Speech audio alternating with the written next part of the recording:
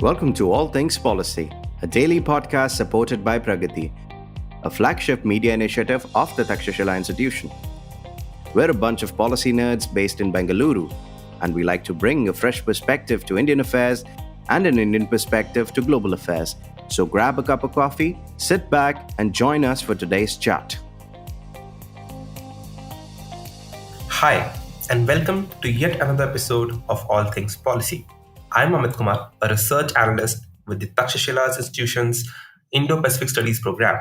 And today, I'll be quizzing Anushka Saxena, my colleague, on some trends in the Chinese People's Liberation Army's military drills and exercises at home and abroad.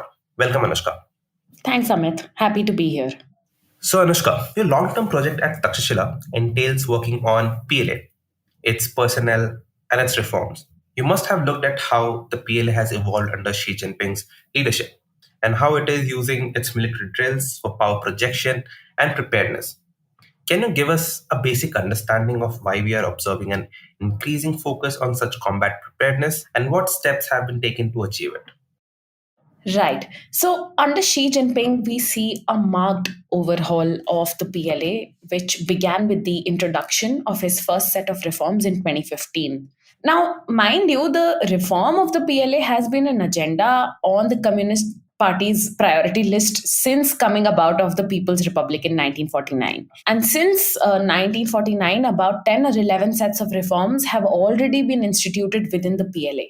But since 2015 and 16, we're seeing a more concerted effort towards bringing policy to action. And this is because she was vice president under Hu Jintao, his predecessor, under whose tenure she saw grave corruption among PLA and the People's Armed Police leaders. And from there, as she took the helm, he began with a campaign, remove the old, the unreliable, and the corrupt. And consequently, he instituted a series of reforms beginning in 2015, as I mentioned, and he made institutional and organizational adjustments to the Central Military Commission by dismantling its 4 general departments, which are namely the political, logistical, armament, and staff, and restructured their mandates into 15 divisions, committees, and offices under direct control of the main CMC leadership. I think Joel Vatno put it in a fascinating manner that the need for this arose from the fact that the general departments had become, and I quote, sprawling, semi-independent fiefdoms with limited external oversight. Then we see the coming about of the theatre commands instead of separate services, and the military region system was disbanded because the leaders of these 7 military regions had barely administrative roles with no operational authority and oversight. 5 theatre commands came up, namely Eastern, Southern, Northern, Western, and Central. And the one India is concerned with is the Western Theatre Command and its Tibet and Xinjiang military divisions. Then there was other stuff too, like the reshuffle and reduction in force capacity, especially in the ground forces, to be able to give equal importance to all the 3 services and an additional rocket service. Expansion on the focus to informatize and intelligentize the PLA and bringing of the armed police under direct CMC control instead of a joint state council CMC control, which also means greater control for Xi Jinping on the police internally. And of course, there was a greater emphasis on discipline and political loyalty through extensive training and mandated study sessions. And all of this has been geared towards achieving a few simply articulated goals. Building the PLA into a world-class force capable of fighting high intensity, short duration, and regionally oriented wars by 2050. And achieving the 3 modernizations of the military and police, which is mechanization, informatization, and intelligentization. And the key engine that emerges as necessary to turn the wheels here is jointness among various services. Enhanced coordination, as anyone would understand, is key to bringing the mandates, the operational capabilities, and the equipment capacities from the Army, the Navy, the Air Force, and other personnel working on space, cyber, and nuclear weapons together. So, theater commands are one means through which the three conventional services under each command cooperate. Another is the creation of the Joint Logistics Support Force and the Strategic Support Force, which assists all of these commands and services in joint ops.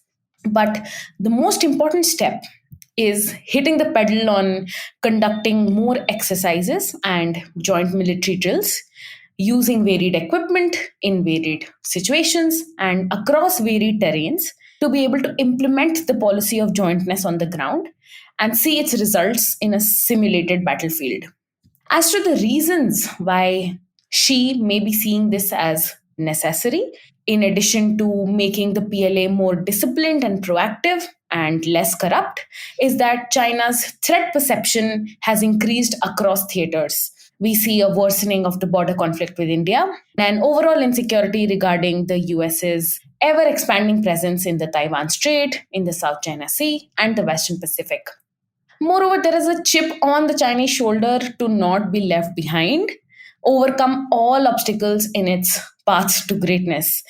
And this includes correcting historical mistakes and learning from others' achievements. Of course, these are not the only two elements that this comprises of, but two very important ones that emerge.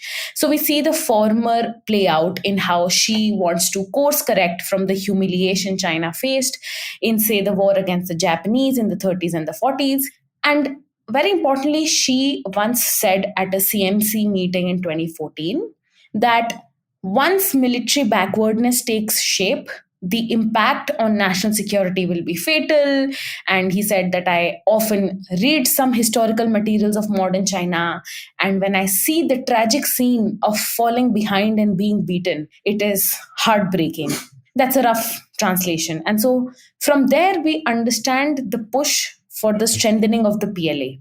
And the latter, which is to learn from others' achievements and be better than them, is seen in how the Chinese PLA draws lessons from, say, the US's deployment of GPS devices during the Gulf Wars of the 1990s. And there's an excellent book on this called Chinese Lessons from Other People's Wars. It's edited by Andrew Scobell and others and published by the US Army War College. So, yes, those are some motivations and steps taken towards combat preparedness. And of course, a lot of centralization of power is supposed to deeply discipline how the PLA functions as well, right? We have heard and read so much about the shift away from collective responsibility and power sharing in the CPC under Xi Jinping to an absolutely centralized structure. One person to praise and one person to blame too. So how does this play out in the PLA? That's true. She has induced a certain volatility in policy making because he has put too much emphasis on everything going through and coming from one person, which is she himself. And we see it play out extensively in the PLA. As I mentioned before, the need to exercise control over the PLA comes from Xi's understanding of historical mistakes, as well as the idea of becoming a leading military power with no corruption or inefficiency. So, the dissolution of the general departments and direct control of the CMC leadership over all of its dismantled parts and pieces reflects the centralization aspect. Of course, she has also donned the commander in chief hat recently, and he insists time and time again on his previous military and defense related deployments, even if it was as a Mishu or a personal secretary to Gang Biao, who is a former minister of defense in the late 70s and early 80s. And now he's also promoting a lot of young guards who he can build into his own circle of loyalty in the PLA. I think Chung Lee of the Brookings Institution in the US has done quite a lot of work on this, if readers or listeners will be interested in a deep dive. And the consolidation of power is also documented. Recently, for example, the General Office of the CMC reportedly issued a study and education plan for the chairman responsibility system of the Central Military Commission. And as usual, there are narratives in there that we're looking at every day.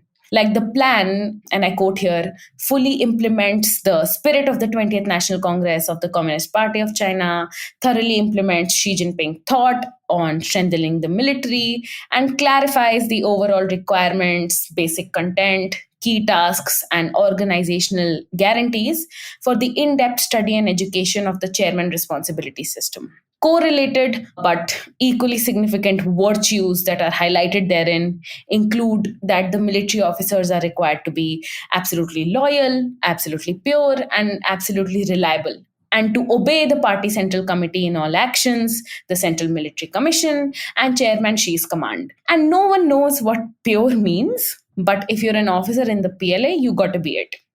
And in Xi's own words, the chairman responsibility system of the military commission is the fundamental system and fundamental implementation form for upholding the party's absolute leadership over the people's army. So, a little about CRS. So, at its 19th Party Congress in October 2017, the CPC decided to enshrine in the CPC constitution that the chairperson of the Central Military Commission assumes overall responsibility of the work of the commission.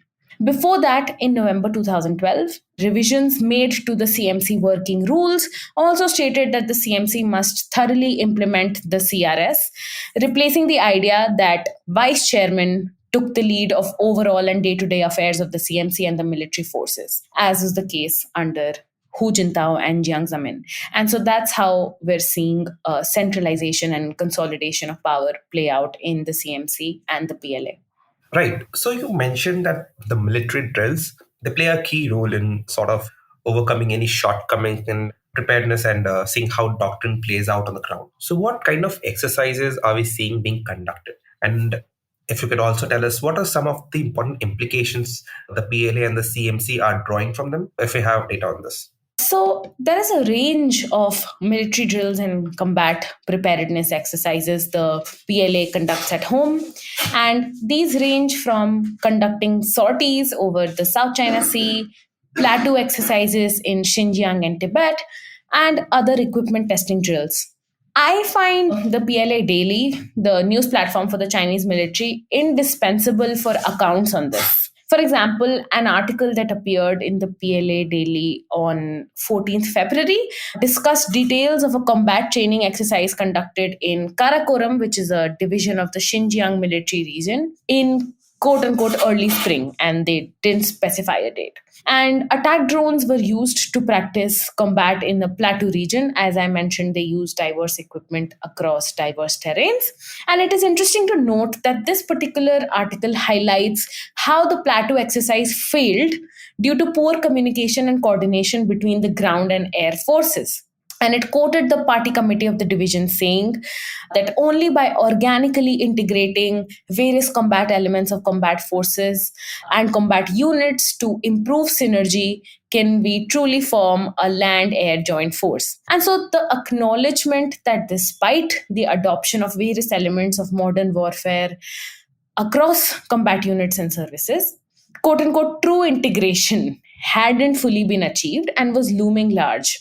Another interesting observation made in the article was that, and I quote here, during the exercise, the battle became fierce and many hidden fire power points of the enemy were stubbornly resisting, and the attack of the division's front attack unit was blocked. And in the command post, the ground and air staff members jointly studied the enemy situation, and a staff officer of the division proposed to call the Air Force to carry out precision strikes on the enemy firepower points. However, this strategy was apparently objected to by a staff officer from a certain Air Force department, as he called instead for the use of firepower from ground forces to deal with the enemy in complex terrain. And this suggestion was ultimately adopted by the commander, and the target was successfully destroyed. And so, this story building and this knowledge of PLA training methodology, of techniques of cooperation and coordination, both between units and services, and between forces in command control versus those on the ground, and of mental models of adaptation to destroy the enemy, can be helpful to both military observers and practitioners alike. Similarly, and more recently on 22nd February, another article appearing in the PLA Daily discussed details of an exercise conducted by a brigade of the 73rd Group Army on subject of paired training and coupling of combat training. So again, across these exercises, we're seeing an emphasis on jointness and multi-domain operations. And this exercise was conducted sometime in early February. And what is interesting about this one is that it focused more on simulating actual on-ground combat and confrontation instead of just running equipment checks or conducting isolated training.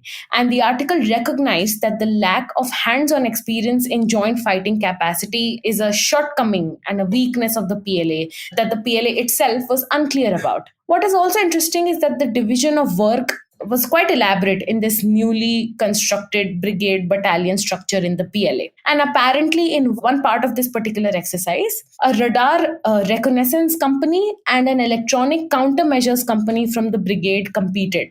And so, while the latter was instructed to send out regular electronic interferences as a deception tactic, the former was supposed to lock in on the target by clearing what we refer to as the electromagnetic fog. And so, this exercise was also deemed a failure because of the long time it took. And this leads us to the conclusion that practice battles are becoming and will continue to become an important trend to observe for those interested in studying the effectiveness of PLA reforms and joint operations. And I think I remember reading somewhere that they're becoming as real as they come, with the PLA personnel actually attaching pain stimulators to themselves to be able to feel what it is exactly like in a real confrontation situation. So that's the kind of preparedness they're working on. And that is, however, not to say that they do not talk in great detail about their successes and bravery as well. For example, on the 20th of February, the Chinese Ministry of Defense published a release discussing the feats and achievements of the H-6K bomber and its pilot for the 14th China Air Show, which was held in December last year, whose captain Chen Jial. The bomber flew over 5,000 kilometers during its reported 7-hour test flight. It conducted sorties over the contested Spratly Islands in the South China Sea. And the H-6K bomber also possesses nuclear load capabilities and has the wherewithal to attack, say, a US carrier battle group in the Pacific. And so in this release, Chen Jial was also quoted as saying that in combination with fighter jets, early warning aircraft, and other equipment, we have jointly carried out live fire drills in subjects like long range raid, fast maneuver, and systematic strike, so on and so forth. And then the article sort of went rambling about how Chen Jial is excellent in physical exercises and he can run 3,000 meters in 11 minutes and do 30 pull-ups at one time, and he's still not satisfied. And then there were some lessons for him and his comrades in arms in specific to draw, and everyone else in general, that as long as you dare to fight, you have a chance to win. So that's the kind of success and achievement related narrative the PLA and the Ministry of Defense runs. And other usual engagements and drills are around equipment. So recently, soldiers assigned to a communications battalion under the PLA Rocket Force used a mobile command system to establish wireless communication in freezing conditions. So this was an exercise they conducted in a bid to enhance their field communication and supportability. And it also shows the breadth of terrain and temperature that they are working with. So yeah, that's something on what recent trends tell us about the PLA's endeavors to achieve multi-domain joint ops capability. So indeed, there is information on both the successes and failure of the PLA on the battleground. And interestingly, the PLA is broadcasting it themselves, at least what it wants to or thinks is necessary and enough. So that is domestically. And of course, China for many, many years has been part of multiple army, air, and naval exercises, bilaterally and multilaterally. But apart from those, what are some of other engagements the PLA undertakes abroad that may enable it to reflect its capabilities? Right. So indeed, China does engage with multiple countries on the joint exercises and interoperability front. And it recently participated in naval exercises like Mosi off of the coast of South Africa and Aman in Pakistan. And it also participated in sailing games organized by Sri Lanka and the International Army Games Russia used to organize annually until recently when resources kind of got diverted in other military endeavors. But what we perhaps miss out on is the PLA's participation in peacekeeping forces abroad and what they say about how the PLA reflects its newly acquired and earned capabilities. And these happen very frequently, often under the supervision of UN officials and leaders of particular peacekeeping missions. So, for example, sometime in the end of January this year, the 26th Chinese peacekeeping medical contingent to Congo, this is the Democratic Republic of Congo, was inspected for the first time since its deployment under the UN stabilization mission there. And the inspection was an operational effectiveness test on combat readiness and training, medical support, epidemic control and prevention, and so on. And the contingent apparently passed with high standards. Similarly, in early February, the 13th Chinese Peacekeeping Level 2 hospital in Wau in Sudan also went through its first equipment inspection in 2023, and this was also organized by the UN mission in South Sudan. And so the UN mission's 11-member inspection team reviewed their performance in on-site demonstrations with vehicles and other equipment, and there were about 800 items across 8 categories tested, I think. And again, since they passed the demonstration inspection, it goes to show their readiness both for battle and humanitarian support in conflict-ridden territories abroad.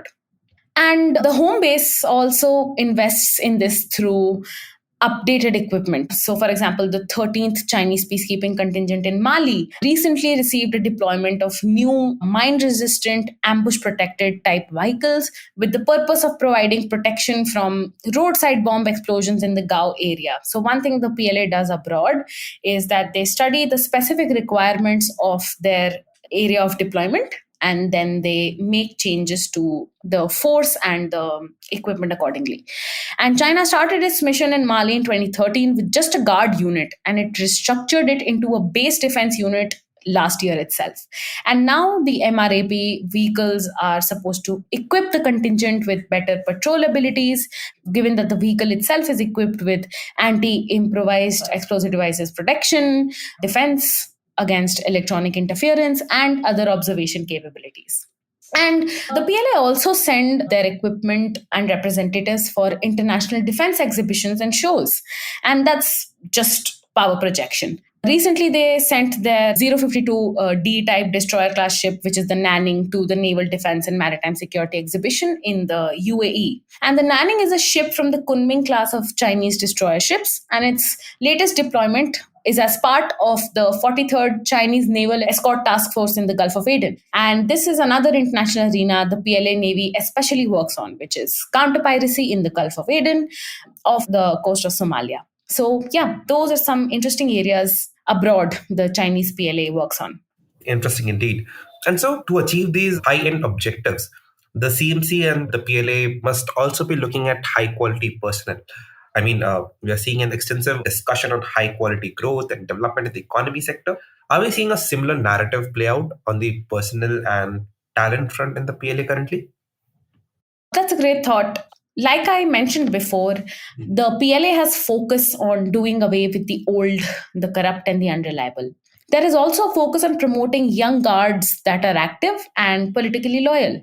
More than that, to be capable of achieving high-end goals, as you put it, you need capable personnel equipped with the right know-how. Which is why, as the first round of military conscription has commenced in January for this year, official directives on the subject of conscription have began setting expectations for the type of applications they're most looking forward to. And as per a teleconference on conscription that was held in Beijing around mid-January, officials highlighted that the focus is on recruiting college graduates, especially those who have degrees in science and technology related fields like chemistry or engineering, to create a combat ready world class military force.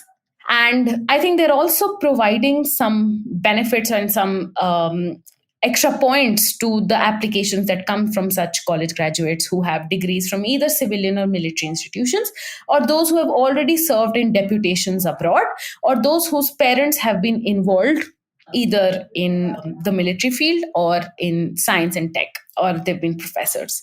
And this message needed to kind of resonate at the provincial levels, because people will be applying for conscription from everywhere, from the grassroots. So even at the first meetings of the provincial party committees with the PLA and the PAP delegations stationed in their respective provinces, almost all party secretaries laid emphasis on strengthening the army through science and tech and through talent. So I think Zhang Shanji, who's the party secretary for the Anhui provincial party committee, even said that to build a world-class force, we must insist on equal emphasis on quality and efficiency, give full play to Anui's advantages in scientific and technological innovation, further improve systems and mechanisms, and strengthen project and talent support. But like I said, above all, the most important is unwavering commitment to Xi Jinping thought, the spirit of the 20th Party Congress, and the two safeguards in the two establishments. So yes, we do see a conversation on quality and skilled talent play out, and it's equated, if not overshadowed, with a conversation on political loyalty and upholding Xi's supremacy. Interesting. I guess it remains to be seen which one forms the highest ground of judgment if it comes to it. Although under Xi, I think we know the answers to that. And now I believe I have one final question for you. Why do you think, and if you do, that it's important for an Indian audience to study the functioning of the PLA? I think that's a very important question to answer in the current context, and a difficult one as well. So China is India's priority theater of concern, especially on the military front. And as the situation across the LAC has deteriorated, especially since the Galwan Valley conflict, India is ramping up personnel and tech deployment along the border and is also taking economic measures to deter China. And this is all the while acknowledging that China is a much bigger power militarily and economically. And so all reforms and joint operations capabilities being developed under the PLA should be studied in India with the strategic goal of understanding what lies ahead for the future of India-China relations, may it be in a potential conflict on the border or in the shaping of the larger regional order. And so a few years ago, General Prakash Menon argued for Takshila Institution that even India should invest in joint theatre commands and multi-domain operations capabilities, not just to be able to counter China, but also the more threatening China-Pakistan nexus. And so that's how we're also drawing lessons from China's revolution in military affairs for our own. And if a reading of Chinese strategy on practice battles and talent can help us understand how to prepare better ourselves, it should be undertaken. And not just by the government, but by academic circles and lay persons alike. Similarly, an understanding of China's military cooperation with other countries, or the work done by its foreign deployed personnel in peacekeeping troops, for example, can not only enable us to gain some lessons for our own foreign defense interactions, but also compete with China in the partnerships we both hold so dear in the global south, in Africa, and South Asia. But this one is perhaps too ambitious and maybe for us to consider much later. That's all. Makes sense. I guess I should have asked this question in the beginning of the episode itself. But anyway, thank you, Anushka. That was a great chat. And thank you to our listeners for tuning in to another episode of All Things Policy. Thank you, Amit.